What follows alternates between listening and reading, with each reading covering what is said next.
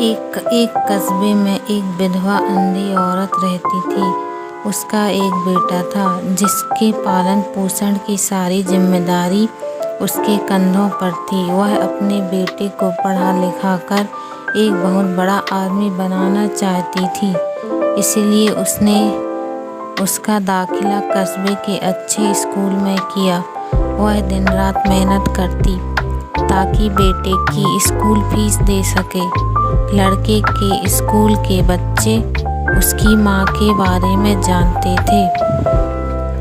वे सब उसे अंधी का बेटा कहकर चिढ़ाते। लड़का इससे बहुत परेशान था। उसे अपनी माँ पर शर्म आने लगी। वह उसके साथ कहीं भी आने जाने से कतराने लगा। जब लड़का बड़ा हुआ तो उसकी शहर में अच्छी नौकरी लग गई।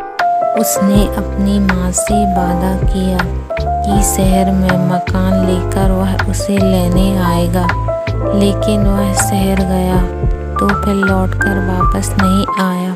उसकी अंधी माँ उसका इंतज़ार करती रह गई। कई महीने बीत गए, लड़की की कोई खबर नहीं आई। अंधी एक दिन उससे नहीं रहा गया और वह बेटे से मिलने शहर पहुंच गई। पूछते पूछते वह बेटे के ऑफिस पहुंची। वहां सिक्योरिटी गार्ड ने उसे रोक दिया। अंधी औरत ने गार्ड को अपने बेटे का नाम बताया और बोली कि उससे जाकर कह दो कि गांव से कोई मिलने आया है। गार्ड ने जाकर उसकी बेटी को बताया। बेटी ने ऑफिस की खिड़की से देखा तो उसे अपनी माँ गेट के बाहर खड़ी नजर आई। वह ऑफिस में सबके सामने अपनी माँ की वजह से शर्मिंदा नहीं होना चाहता। उसने कहला दिया कि वह ऑफिस में नहीं है।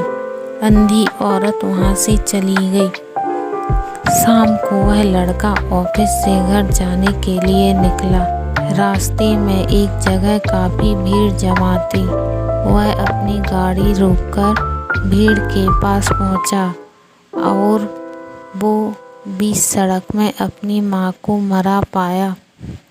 उसके हाथ में चिट्ठी थी जिसमें लिखा था, बेटा बड़े दिन हो गए थे, तेरी कोई खबर नहीं मिली, चिंता हो रही थी, इसीलिए तुमसे मिलने चली आई। तू तो अब बड़ा आदमी बन गया है, तुझसे मिलना अब शायद मुझ गरीब की किस्मत में नहीं, लेकिन मैं बहुत खुश हूँ तेरे लिए। तूने अपना ही नहीं मेरा सपना भी पूरा किया। मलाल है कि तेरी तरक्की देख नहीं सकती। काश बचपन में तेरी आँखों में सरिया ना घुसा होता और मुझे तुम्हें अपनी आँखें ना देनी पड़ी होती, तो तेरी तरक्की अपनी आँखों से देखकर सुकून से मरती, तेरी अंधी माँ। ये पढ़कर लड़का फूट फूट कर रोने लगा। जिस अंधी माँ पर उसे शर्म आती थी, उसने उसके लिए कितना बड़ा बलिदान किया, वह जिंदगी भर खुद को माफ़ नहीं कर पाया।